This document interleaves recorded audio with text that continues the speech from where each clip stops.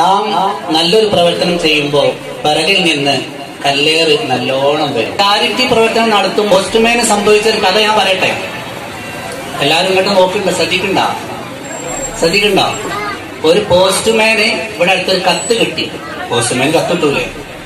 അപ്പൊ postman address നോക്കുമ്പോൾ to God, ദൈവത്തിന് വേണ്ടിയുള്ള കത്താണ്. ഫ്രം അമ്മിണിക്കുട്ടി അമ്മ. കത്തിന്റെ പുറത്ത് ടു ഗോഡ്, ദൈവത്തിന്, ഫ്രം അമ്മിണിക്കുട്ടി അമ്മ. ഈ പോസ്റ്റ്മാൻ ആകെ ബേജാറ, ഇതെന്താ സംഭവം? ദൈവത്തിന് കത്തോ? ദൈവത്തിന്റെ അഡ്രസ് എവിടെയാ? അങ്ങനെ ഈ പോസ്റ്റ്മാൻ എന്നെ വിളിച്ചു, മുജീബ് വിളിച്ചോണ്ടാണ്, ഷിയാബായി എനിക്കൊരു കത്ത് കിട്ടിയിട്ടുണ്ട്. ഈ കത്തിന്റെ ടു അഡ്രസ്സിലുള്ളത് ടു ഗോഡ് എന്നാണ്, ഫ്രം അമ്മിണിക്കുട്ടി അമ്മയാണ്. ഞാൻ എന്താ ചെയ്യാ? ഇതൊന്ന് വായിച്ചു നോക്കുക. അപ്പോ ഈ മുജീബ് ഇത് വായിച്ചു നോക്കുമ്പോ എന്താണെന്നറിയോ? ദൈവമേ, ഞാൻ അമ്മിണിക്കുട്ടി അമ്മ, എന്റെ 2 ചേച്ചിമാര് ഈ ഉത്രാടത്തിന് നാട്ടിൽ വരുന്നുണ്ട്. അപ്പോ അവര് തിരുവോണം കഴിഞ്ഞ് തിരിച്ചു പോവുള്ളൂ. അപ്പൊ അവർക്ക് വേണ്ടി നല്ല സദ്യ ഒരുക്കാൻ വേണ്ടി 500 രൂപ എനിക്ക് മണി ഓർഡർ ആയിട്ട് ഈ അഡ്രസ്സിലേക്ക് അയച്ചു തരണം ദൈവമേ. സ്നേഹത്തോടെ അമ്മിണിക്കുട്ടി അമ്മ, ഒപ്പ്.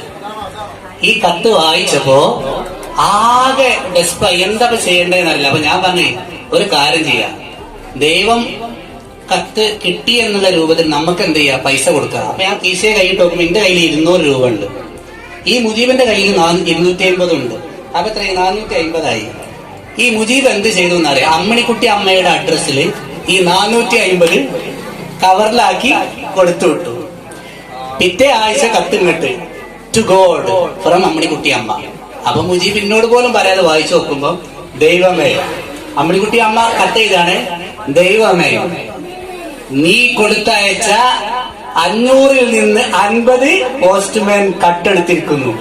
ആ പോസ്റ്റ്മാന്റെ തലയിൽ ഇടുത്തി വീഴണേ. എന്ത് മനസ്സിലായി? ഇത് എന്തിനാ അവിടെ പറഞ്ഞതെന്നറിയാം? നമ്മൾ നന്മ ചെയ്യുമ്പോൾ നമുക്ക് പിറകിൽ നിന്ന് നല്ല ചീത്തകളും കിംവദന്തികളും ഒക്കെ നമുക്ക് കിട്ടും. അതൊന്നും നമ്മൾ എന്താക്കണ്ട, വിലക്കെടുക്കണ്ട. പോസിറ്റീവ് എനർജി, നല്ല ചിന്ത. എന്തായിരുന്നു ആസിം പറഞ്ഞേ?